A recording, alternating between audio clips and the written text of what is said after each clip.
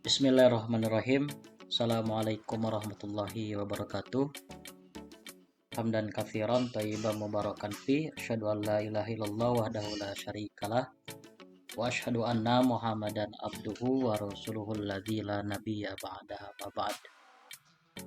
Alhamdulillah teman-teman sekalian, puji dan syukur marilah kita panjatkan kehadirat Allah Subhanahu wa taala atas kudrah dan iradahnya kita pada kesempatan yang berbahagia ini bisa kembali bertatap maya, bisa kembali bersua untuk melanjutkan perkuliahan online untuk mata kuliah ilmu pendidikan Islam. Teman-teman sekalian, kali ini kita sudah menginjak di pertemuan kelima dengan materi tugas dan fungsi pendidikan Islam. Kalau minggu kemarin kita sudah berdiskusi berkaitan dengan sumber dan dasar pendidikan Islam, yang mana kita tahu bahwa sumber utama dari pendidikan Islam itu adalah Al-Quran dan hadis. Sementara sumber-sumber yang lain adalah turunan dari Al-Quran dan hadis. Oleh karenanya yang menjadi tolak ukur apakah pendidikan Islam kita sesuai dengan ketentuan adalah seberapa mengacukah pendidikan Islam kita kepada Al-Quran dan hadis. Semakin tidak mengacu kepada Al-Quran dan hadis, maka pendidikan Islam semakin tidak memiliki nilai atau hampa terhadap nilai. Nah, teman-teman sekalian, pada kesempatan kali ini kita akan berdiskusi berkaitan dengan tugas dan fungsi dari pendidikan Islam. Nah, teman-teman, pada dasarnya tugas pendidikan Islam itu kontinu dan berkesinambungan. Karena hakikat dari pendidikan Islam itu merupakan proses tanpa akhir. Seperti yang kita tahu bahwa di dalam Islam tidak mengenal kata selesai dalam belajar, tidak mengenal kata finish dalam kita mencari ilmu, dalam kita mendidik. Pendidikan adalah satu istilah yang melekat dalam diri seorang manusia dari mulai lahir sampai wafat, sampai meninggal. Pendidikan melekat menjadi tugas dan kewajiban dari kita selaku umat manusia. Makanya tugas dari pendidikan Islam ini sifatnya terus-menerus dan berkesinambungan. Kali ini mungkin kita berposisi sebagai yang menerima pendidikan. Tetapi ketika posisi kita di tempat yang berbeda dan di waktu yang berbeda, bisa saja posisi kita menjadi sebaliknya. Kita malah menjadi pendidik, bukan peserta didik begitu. Dan pendidikan Islam ini harus mengisi ruang dan waktu kehidupan dari umat manusia. Ada sebuah hadis yang menyatakan bahwa utlubul ilma minal mahdi ilal lahdi, tuntutlah ilmu dari buayan sampai liang lahat begitu. Dalam bahasa Inggris dikenal dengan istilah long life education. Sepanjang usia kita tidak akan pernah lepas dari yang namanya pendidikan. Yang namanya tugas itu mesti diselesaikan, dan tugas pendidikan Islam itu bisa dipastikan tidak akan pernah selesai sampai masanya tiba ketika umat manusia sudah tidak hidup di bumi ini begitu, dalam arti kiamat. Nah, jadi di slide pertama ini kita tahu bahwa tugas dari pendidikan Islam itu kontinu, tidak pernah selesai dan senantiasa terus berkesinambungan. Nah, teman-teman sekalian, tugas pendidikan Islam ini menurut Ibnu Taimiyah, seperti yang dikutip oleh Majid Arsyad Al-Kailani, dikatakan bahwa yang pertama, tugas pendidikan Islam adalah pendidikan tauhid. Dan yang kedua, tugas dari pendidikan Islam adalah pendidikan pengembangan tabiat. Kita boleh mengacu kepada pendapat Ibnu Taimiyah. Bahkan dikatakan bahwa pendapat ini pendapat general, pendapat umum. Nanti ada turunan-turunannya. Tapi yang jelas bahwa secara garis besar, secara umum, pendapat Ibnu Taimiyah ini bisa dijadikan pegangan buat kita sebagai pelaku dari pendidikan. Jadi tugas pendidikan Islam yang pertama itu adalah mengajarkan tauhid, mempertahankan keyakinan tauhid kepada peserta didik yang pada dasarnya sudah melekat ketika manusia usianya 4 bulan dalam kandungan.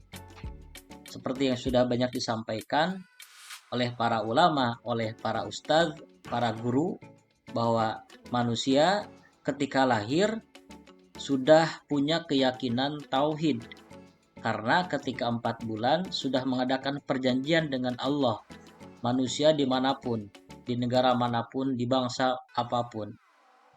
Apa bunyi perjanjiannya itu? Seperti yang diungkapkan di surat Al-A'raf ayat 172. Alastu birobbikum.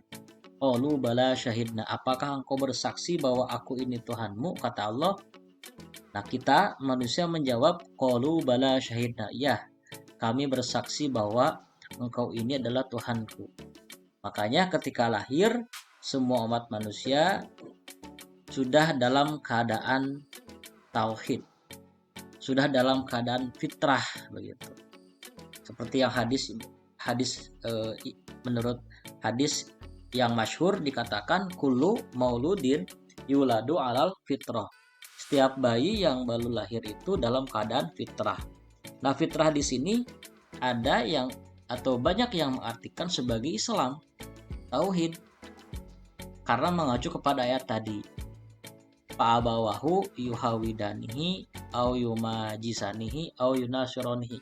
Orang tuanya lah atau lingkungannya lah yang kemudian menjadikan anak yang lahir itu apakah nanti ke depannya Yahudi, Nasrani, atau Majusi atau agama-agama lain, tergantung orang tua dan lingkungan.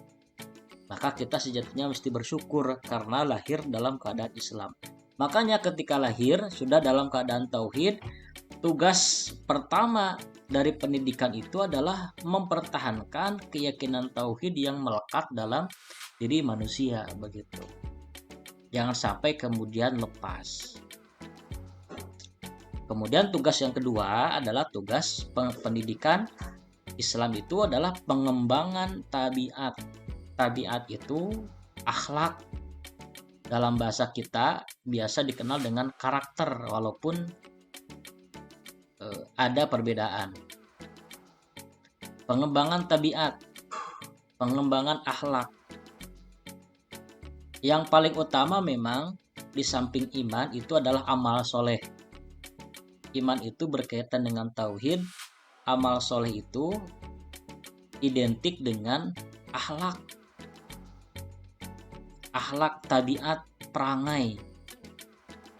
Iman saja belum cukup untuk membuat keadaan kondusif, tetapi harus dengan akhlak. Karena Rasulullah SAW diutus itu untuk menyempurnakan akhlak. Dan Rasulullah SAW dicintai, dikagumi bukan hanya karena menyebarkan tauhid. Bahkan kalau sekedar menyebarkan tauhid, Rasulullah dikecam oleh masyarakat jahiliyah, disiksa. Tapi di samping itu Rasulullah punya perangai, punya akhlak, punya tabiat yang baik. Sehingga dicintai dan dikagumi. Bahkan sekalipun ajakannya bertentangan dengan nenek moyang, karena perangai atau akhlak Rasulullah SAW ini luar biasa mulia, maka diturut oleh kebanyakan orang. Sampai dikatakan bahwa Rasulullah itu sebagai orang yang paling berpengaruh di muka bumi ini dalam bukunya Mecelhat. Mecelhat ini seorang non-muslim, tapi secara objektif dan jujur menyatakan bahwa Muhammad ini sebagai orang yang paling berpengaruh. Karena dalam waktu 23 tahun bisa menyebarkan Islam sampai ke seantero dunia. Salah satu faktornya karena memang akhlak. Oleh karenanya akhlak ini mesti kemudian menjadi pegangan, menjadi orientasi. Nah, teman-teman sekalian, berkaitan dengan tauhid ini yang dikenalkan kepada peserta didik setidaknya ada 3, ya, ada tauhid rububiyah, ada tauhid uluhiyah, dan tauhid asma wa sifat. Kalau pendidikan tauhid rububiyah ini keyakinan bahwasanya Allah itu Rob yang mengatur, yang mengurus semesta alam. Jadi Allah sebagai Tuhan yang mengurus, memberikan rezeki kepada siapapun. Nah, anak harus punya keyakinan itu. Seperti halnya orang jahiliyah, orang masyarakat Arab jahiliyah dulu, ketika ditanya, siapa yang mengurus Anda? Siapa yang menciptakan alam semesta, yang memberikan rizki, yang memberikan rizki? La yaqulunallah. Jawaban mereka adalah Allah. Begitu. Jadi dari sisi rububiyah, orang-orang masyarakat jahiliyah itu punya tauhid rububiyah begitu. Tetapi tidak cukup hanya sampai tauhid rububiyah. Makanya mesti memiliki yang kedua, yaitu tauhid uluhiyah. Uluhiyah ini keyakinan bahwasanya hanya Allah Tuhan yang berhak disembah. Tidak ada ilah lain kecuali Allah yang berhak disembah, diibadahi oleh manusia.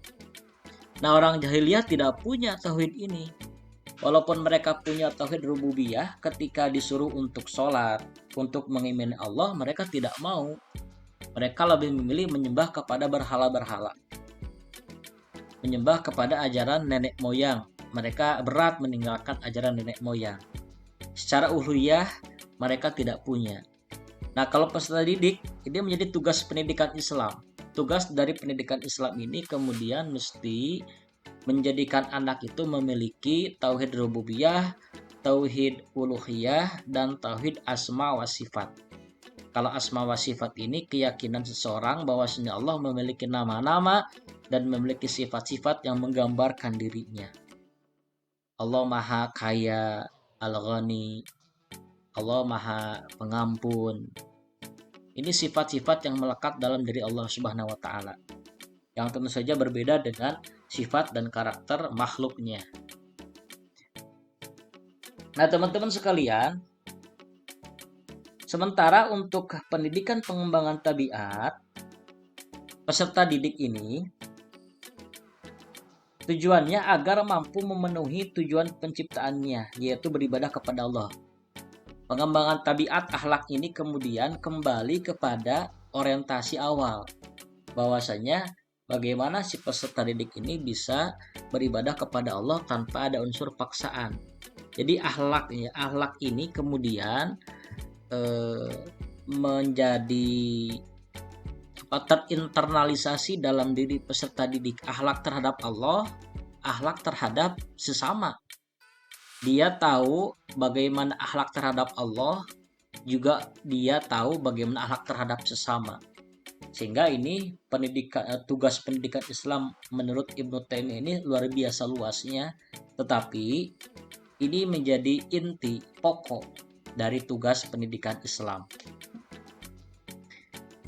Nah, teman-teman sekalian, ini tadi penjelasan sudah Bapak sampaikan bahwa pendidikan tauhid ini dilakukan dengan pemahaman terhadap 2 kalimat syahadat, pemahaman terhadap jenis-jenis tauhid rububiyah, uluhiyah, dan asma wa sifat, ketundukan, kepatuhan, dan keikhlasan, menjelaskan Islam, dan menghindarkan diri dari segala bentuk kemusyrikan. Sementara untuk pendidikan pengembangan tabiat ini, yakni mengembangkan tabiat peserta didik agar mampu memenuhi tujuan penciptaannya, yaitu beribadah kepada Allah Subhanahu wa taala dan menyediakan bekal untuk beribadah seperti makan dan minum. Jadi harus memiliki prinsip tawazun, seimbang antara kehidupan dunia dan akhirat. Jadikan akhirat sebagai orientasi, tetapi kita tidak mesti melupakan kehidupan dunia. Karena kehidupan dunia ini menjadi penopang untuk kehidupan akhirat. Bagaimana kita bisa beribadah kalau kita tidak makan dan minum? Sementara ibadah itu butuh tenaga, fisik dan pikiran. Apalagi kalau ibadah haji, mesti punya bekal. Dan itu diraih dengan urusan dunia. Jadi urusan dunia ini bukan orientasi, tetapi fasilitas untuk kehidupan akhirat kita, begitu. Nah, teman-teman sekalian, menurut Ibnu Taimiyah, ini Ibnu Taimiyah menggambarkan karakteristik manusia yang sempurna. Jadi ini juga bagian dari tujuan atau tugas pendidikan Islam yang berkaitan dengan insan kamil. Kalau dalam buku Zakiyah Darajat dikatakan bahwa salah satu tujuan dari pendidikan Islam itu untuk membentuk karakter insan kamil, manusia yang sempurna. Nah, menurut Ibnu Taimiyah bahwa manusia yang sempurna itu setidaknya ada dua macam. Ada manusia yang senantiasa beribadah diniyah. Yang kedua, ada manusia yang senantiasa beribadah kauniyah. Nah, ibadah diniyah ini ibadah yang berhubungan dengan Allah, ta'abudi begitu. Sementara kalau kauniyah ini ibadah yang berhubungan dengan ketundukan dan kepatuhan manusia kepada Allah setelah memahami hukum-hukum alam. Kauniyah ini kan artinya hukum Allah itu ada dua. Ada hukum takwiniyah, ada hukum tasyri'iyah. Hukum takwiniyah itu, hukum takwiniyah itu ialah hukum yang berkaitan dengan Allah dan makhluknya. Makhluk yang lebih luas, bukan hanya manusia. Yang berkaitan dengan peredaran matahari dan bulan, kemudian pergantian siang dan malam, kemudian adanya kehidupan dan kematian. Ini hukum takwiniyah yang berkaitan dengan hukum alam, atau biasa kita kenal dengan sunatullah.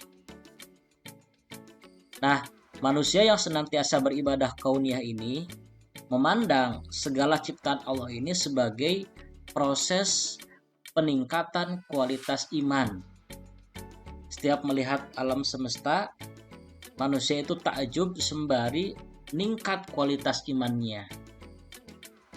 Nah, ini yang jarang dilakukan oleh manusia begitu. Sementara kalau manusia yang senantiasa beribadah diniyah, ini sifatnya ta'abudi kepada Allah, yang tadi akhlak terhadap Allah dan akhlak terhadap sesama. Karena pada dasarnya manusia itu bukan hanya sebatas homo religius, tetapi homo socius. Religius ini kaitan dengan agama. Kalau tadi hukum tasyri'iyah, syariat. Nah, kalau socius itu artinya istimai. Manusia itu tidak bisa hidup sendiri, artinya makhluk sosial. Yang sempurna itu ibadah kepada Allah juga baik dan berakhlak terhadap sesama. Jangan sampai kita rajin sholat, rajin saum, tetapi kepada tetangga banyak menyakiti dengan lisan kita. Pada hewan kita tidak peka. Pada saudara tidak ada rasa kasih sayang. Nah, itu tidak sempurna berarti. Manusia itu kurang sempurna jika demikian adanya. Nah, kemudian teman-teman,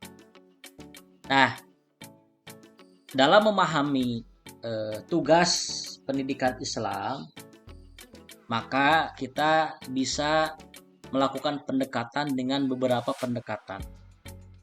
Yang pertama, pendidikan sebagai pengembangan potensi. Yang kedua, pendidikan dipandang sebagai pewarisan budaya. Dan yang ketiga adalah interaksi antara pengembangan potensi dan pewarisan budaya. Memahami tugas pendidikan Islam, kita coba melakukan pendekatan dengan 3 pendekatan pokok. Yang pertama, bahwa tugas dari pendidikan Islam itu sebagai pengembangan potensi. Yang kedua, tugas dari pendidikan Islam itu sebagai pewaris budaya, pewarisan budaya. Dan yang ketiga, tugas dari pendidikan Islam itu ialah adanya interaksi antara pengembangan potensi dan pewarisan budaya. Nah, pendidikan sebagai pengembangan potensi itu, pengembangan potensi artinya mengembangkan potensi dari peserta didik. Dan potensi peserta didik itu ternyata banyak spektrumnya. Yang pertama adalah potensi fitrah. Yang kedua ada potensi struktur manusia. Yang ketiga ada potensi al-hayah atau vitality. Yang keempat ada potensi al-khuluq, karakter. Yang kelima ada potensi at-tabu'u, tabiat. Yang keenam ada potensi as-sajiyah, bakat. Yang ketujuh ada potensi sifat-sifat. Dan yang kedelapan ada potensi amal. Nah, Bapak akan coba membahas 2 hal saja, fitrah dan struktur manusia. Sisanya ini menjadi tugas mandiri. Silakan kalian cari kaitan dengan potensi al-hayah, al-khuluq, at-tabu'u, as-sajiyah, as-sifat, dan al-amal. Ini sebagai tugas mandiri. Silakan kalian kembangkan. Nah, potensi al-fitrah itu bisa kita rinci ke dalam 7 fitrah manusia. Yang pertama ada fitrah agama, ada fitrah intelek, ada fitrah sosial, fitrah susila, fitrah ekonomi, fitrah seni, dan fitrah kemajuan. Nah, bagaimana dengan fitrah agama, teman-teman? Fitrah agama, bentar. Nah, fitrah agama ini berkaitan dengan kondisi religius manusia, begitu. Kondisi religius manusia. Karena memang sejak lahir itu manusia pada dasarnya sudah punya kecenderungan beragama. Seperti tadi penjelasannya menyambung dari tauhid ya. Jadi pada dasarnya manusia itu ketika lahir sudah memiliki prinsip tauhid, artinya sudah punya bekal agama. Bahkan kalau kita baca bukunya Karen Armstrong yang berjudul The History of God, dikatakan bahwa pada dasarnya manusia itu punya punya keyakinan kepada sesuatu yang gaib. Bahkan dikatakan menurut Rudolf Otto, ahli sejarah Jerman, pada dasarnya manusia itu punya keyakinan monoteisme, punya keyakinan adanya satu Tuhan. Tuhan itu yang diyakini manusia itu posisinya sangat jauh, sulit digambar, sulit dijangkau. Sehingga kadangkala yang satu itu dilupakan. Tetapi manusia tidak bisa kemudian menghilangkan keyakinan kepada sesuatu yang gaib itu. Maka dibuatlah oleh manusia Tuhan-Tuhan yang lebih rendah, yang bisa dijangkau, yang bisa digambarkan. Maka muncullah paganisme, keyakinan kepada dewa, dinamisme, animisme, totemisme, dan sebagainya. Karena memang pada dasarnya manusia tidak bisa lepas dari fitrah agama, kecenderungan untuk beragama, kecenderungan meyakini adanya sesuatu yang gaib yang melampaui dirinya, begitu teman-teman. tidak bisa lepas. Nah, yang kedua adalah fitrah intelek. Kalau fitrah intelek ini adalah potensi bawaan yang mempunyai daya untuk memperoleh pengetahuan dan dapat membedakan antara yang baik dan yang buruk, yang benar dan yang salah.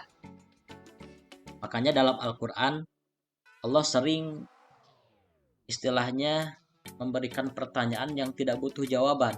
Afala ta'qilun? Afala tatafakkarun? Apakah engkau berpikir? Apakah engkau berakal? Jadi pada dasarnya potensi manusia selain keyakinan tadi adalah fitrah intelek yang Allah kasih ke manusia, khusus kepada manusia.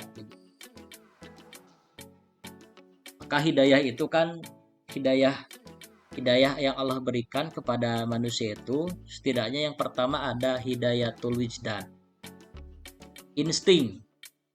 Bayi yang baru lahir atau bayi ketika merasakan ketidaknyamanan pasti menangis. Itu insting. Yang kedua ada hidayatul khawas. Kalau khawas ini adalah panca indera, tangan, kemudian mata, telinga, lidah. Itu Allah kasih kepada manusia sebagai fasilitas untuk mengembangkan potensi. Ini dikasih juga kepada hewan. Tadi wijdan, insting Allah kasih juga kepada hewan. Kemudian panca indera Allah kasih juga kepada hewan. Tapi yang ketiga, hidayatul akli, hidayah akal atau intelek ini Allah kasih khusus kepada manusia. Dengan akal itu manusia bisa membedakan mana yang baik, mana yang buruk, mana yang benar, mana yang salah, mana yang manfaat, mana yang madorot. Nah, yang keempat ada hidayatuddin, hidayah agama. Kalau hidayah agama ini Allah kasih kepada orang-orang yang mencarinya, hidayah agama ini. Dengan akal manusia bisa membedakan mana yang baik, mana yang buruk, mana yang manfaat, mana yang madorot. Dengan hidayah agama bukan hanya sebatas itu, tetapi bisa membedakan mana yang mendatangkan surga, mana yang mendatangkan neraka, mana yang halal, mana yang haram.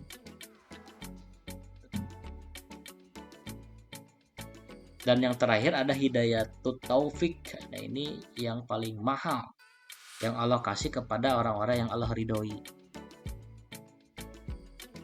Nah, teman-teman sekalian, yang ketiga ada fitrah sosial. Nah, seperti yang tadi Bapak sampaikan, manusia itu sebagai homo homini socius, makhluk ijtimai yang tidak bisa hidup sendiri.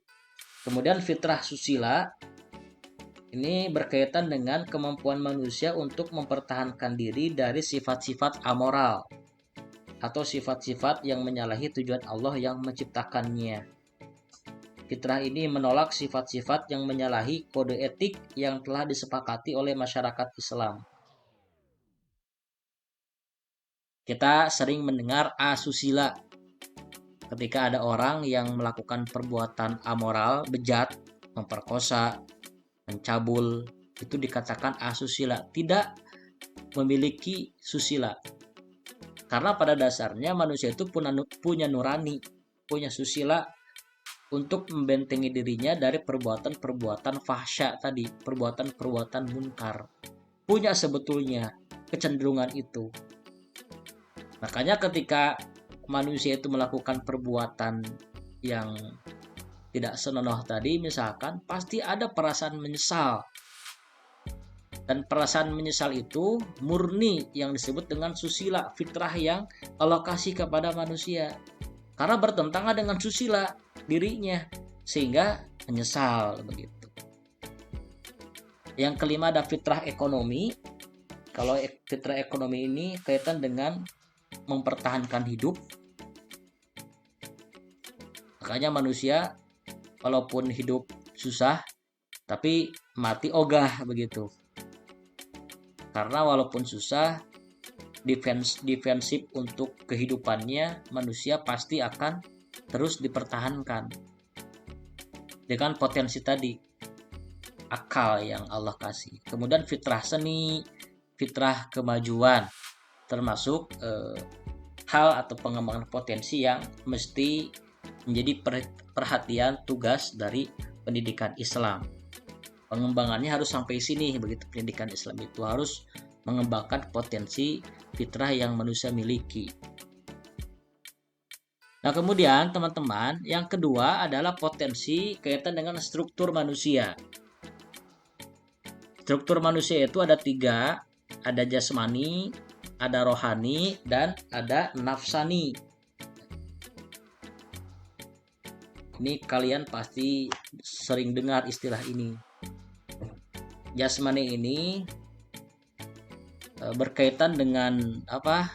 Nah, ini ciri-cirinya, teman-teman. Ciri-ciri struktur jasmani adanya di alam dunia, memiliki bentuk atau rupa, memiliki energi jasmania, dalam hal ini nyawa, kemudian menjadi wadah roh. Jadi tubuh kita ini menjadi wadah roh.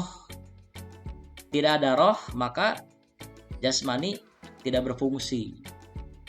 Kemudian terikat oleh ruang dan waktu. Sekarang kita berada di dimensi dunia yang kasat mata, yang kelihatan. Dan juga terikat oleh waktu. Walaupun waktu itu sesuatu yang dibuat-buat oleh manusia, tetapi pada dasarnya secara substansi waktu itu ada. Mampu menangkap satu bentuk yang konkret, jadi tidak abstrak, hanya melihat yang dilihat panca indera, begitu istilahnya. Konkret kan istilahnya. Kemudian substansinya temporer, artinya memiliki waktu. Tubuh kita ini nanti dari waktu ke waktu akan mengalami kerusakan dan bahkan hancur setelah kematian. Kemudian dapat dibagi ke dalam beberapa komponen. Nah, ini kaitan dengan ciri-ciri struktur jasmani. Nah, kemudian ciri-ciri struktur rohani. Ini sebaliknya sebetulnya dari ciri-ciri struktur jasmani. Kalau rohani adanya di alam arwah, imateri, metafisik. Tapi kalau bertanya tentang ruh, wali ruhu min amri robi sebetulnya. Yas'alunaka anir ruh, wali ruhu min amri robi wa ma utitum minal ilmi illa qalila. Hanya sedikit manusia tahu akan ruh ini. Tetapi secara garis besar kita bisa mencirikan struktur rohani ini dengan yang kedua, tercipta secara langsung dari Allah tanpa melalui proses graduasi. Allah langsung tiup ketika 4 bulan kepada manusia lewat perut ibu. Dan yang ketiga, memiliki energi rohaniah. Yang keempat, eksistensi energi rohaniah tergantung pada ibadah. Dan yang kelima, tidak terikat oleh ruang dan waktu. Adanya energi roh itu tergantung pada ibadah. Mungkin orang yang jarang ibadah menyangka bahwa dirinya tidak punya ruh. Orang yang jarang ibadah mungkin beranggapan hidupnya akan kekal. Padahal kalau orang yang beribadah pasti yakin bahwa dirinya itu pasti bakal meninggal, pasti bakal mati. Dan itu dirasakan oleh orang-orang yang rajin ibadah, teman-teman. Nah, kemudian struktur nafsani.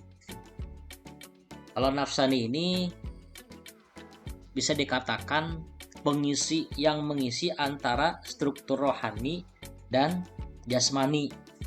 Makanya di antara ciri-ciri nafsani ini yang pertama adanya di alam jasad dan alam rohani yang terkadang tercipta secara bertahap atau berproses dan terkadang tidak.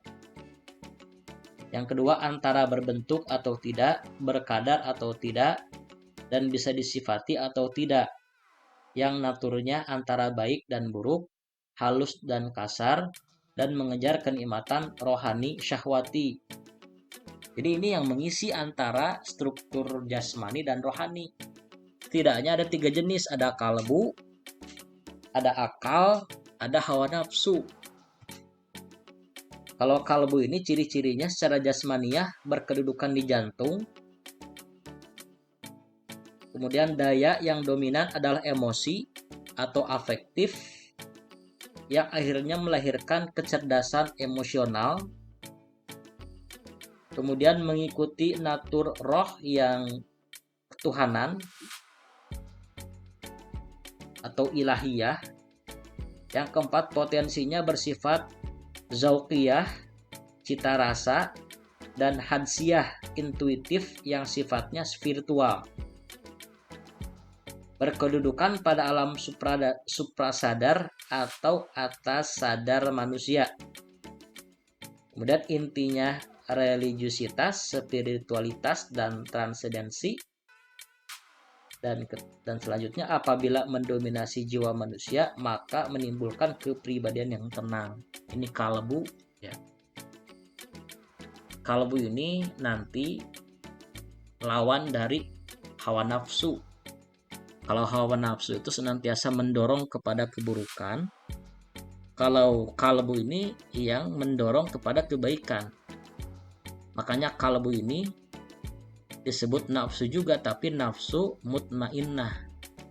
Kalau hawa nafsu ini kaitan dengan nafsu amarah yang senantiasa mendorong kepada keburukan. Jadi nafsu ini pengisi antara jasmani dan ruhani. Walaupun memang masing-masing manusia diberikan ruh ya. Diberikan ruh, tetapi karakter akhlak yang ditimbulkan dari ruh itu berbeda-beda. Kenapa? Karena tergantung bagaimana manusia bisa mengendalikan struktur nafsu ini. Ada kalbu, ada hawa nafsu, dan ada akal. Nah, akal ini menjadi pengendali. Bisa jadi pengendali antara kedua hal tadi. Begitu. Makanya kalau akal rusak, sekali akal rusak, maka bisa dipastikan ke semua aktivitasnya pun akan rusak. Nah, adapun akal ini memiliki ciri-ciri satu, secara jasmaniah berkedudukan di otak. Daya yang dominan adalah kognisi cipta. Kalau kalbu itu afeksi, perasa begitu. Yang akhirnya melahirkan kecerdasan intelektual. Kalau kalbu itu kecerdasan spiritual, kalau akal intelektual. Kemudian mengikuti antara natur roh dan jasad yang kemanusiaan atau insaniyah. Kalau kalbu ini tadi ilahiyah. Potensinya bersifat istidlaliyah atau argumentatif dan akliyah logis yang sifatnya rasional. Berkedudukan pada alam kesadaran manusia. Intinya isme-isme seperti humanisme, kapitalisme, sosialisme, dan sebagainya. Dan apabila mendominasi jiwa manusia, maka menimbulkan kepribadian yang labil, nafsul lawamah. Nafsul lawamah ini kan biasanya yang membuat orang menyesal, labil. Misalkan ada orang yang orang tua menghardik anaknya dengan sangat luar biasa, muncul perasaan menyesal. Nah, itu lawamah. Sementara yang ketiga adalah hawa nafsu atau disebut dengan nafsu amarah. Cirinya secara jasmaniah berkedudukan di perut dan alat kelamin. Daya yang dominan adalah konasi karsa atau psikomotorik yang akhirnya melahirkan kecerdasan kinestetik. Dan mengikuti natur jasad yang hayawaniyah, baik yang jinak maupun buas, atau bahimiyah dan subu'iyah. Potensinya bersifat hissiyah atau indrawi yang sifatnya empiris. Berkedudukan pada alam pra atau bawah sadar manusia. Intinya produktivitas, kreativitas, dan konsumtif. Dan apabila mendominasi jiwa manusia, maka akan menimbulkan kepribadian yang jahat atau nafsu amarah. Nafsu amarah. Jadi ini kalau kita bahasakan dengan bahasa sehari-hari kita, jadi nafsain ini ada nafsu mutmainnah, kalbu, nafsu lawamah, akal, dan nafsu amarah atau hawa nafsu. Jika masing-masing dominan, kalbu dominan, akal dominan, dan hawa nafsu dominan. Oke teman-teman, selanjutnya. Nah, yang kedua, pendidikan dipandang sebagai pewarisan budaya. Jadi yang pertama, pendidikan dipandang sebagai pengembang potensi. Yang kedua, pendidikan dipandang sebagai pewarisan budaya. Budaya itu kan bisa dikatakan produk hasil pemikiran atau hasil-hasil yang tercipta karena buah pikir manusia itu budaya. Kumpulan dari budaya-budaya, maka muncullah peradaban. Dari mana budaya itu muncul? Tidak hanya ada dua, ada nilai ilahiyah, ada nilai insaniyah. Ilahiyah ini bersumber dari Tuhan, dari Allah. Kalau insaniyah bersumber dari manusia, dari kesepakatan manusia, begitu. Budaya itu mesti dilestarikan selama kemudian tidak bertentangan dengan prinsip tadi, prinsip ilahiyah, tauhid tadi. Nah, nilai ilahiyah ini nilai yang dititahkan Allah Subhanahu wa taala melalui para rasulnya yang diabadikan pada wahyu. Inti nilai ini adalah iman dan takwa. Nilai ini tidak mengalami perubahan karena mengandung kemutlakan bagi kehidupan manusia selaku pribadi dan selaku anggota masyarakat. Tidak berubah karena mengikuti hawa nafsu. Konfigurasi nilai ini dimungkinkan dinamis walaupun nilai intrinsiknya tetap abadi. Pelaku pendidikan memiliki tugas untuk menginterpretasikan nilai-nilai itu agar nilai-nilai itu dapat diaplikasikan dalam kehidupan. Nah, kalau nilai insaniyah, nilai yang tumbuh atas kesepakatan manusia serta hidup dan berkembang dari peradaban manusia. Nilai ini bersifat dinamis yang keberlakuannya relatif dan dibatasi oleh ruang dan waktu. Ya, kalau yang bersumber dari Allah tentu saja mutlak dan pasif. Tetapi kalau insaniyah ini bersumber dari manusia, sifatnya relatif dan dinamis, bisa berubah tergantung konteks, tergantung ruang dan waktu. Karena budaya-budaya tiap daerah, tiap zaman itu berbeda. Itulah yang disebut dengan kedinamisan nilai insaniyah, berubah tergantung konteks, ruang, dan waktunya. Nah, tugas pendidikan menurut tokoh ya, saya ambil menurut, nih bacanya gimana, Legfeld MY, bahwa tugas pendidikan adalah menegakkan bimbingan anak agar ia menjadi dewasa.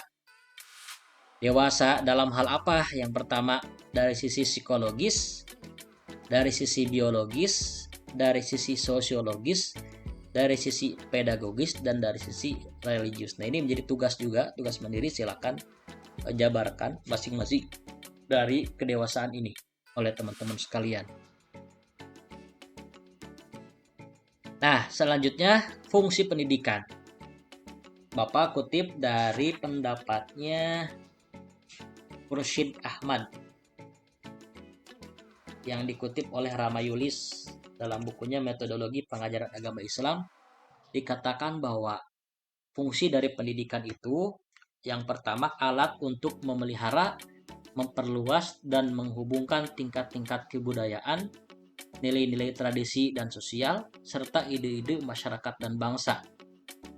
Yang kedua, alat untuk mengadakan perubahan, inovasi, dan perkembangan yang secara garis besarnya melalui pengetahuan dan skill yang ditemukan, dan melatih tenaga-tenaga manusia yang produktif untuk menemukan perimbangan perubahan sosial dan ekonomi.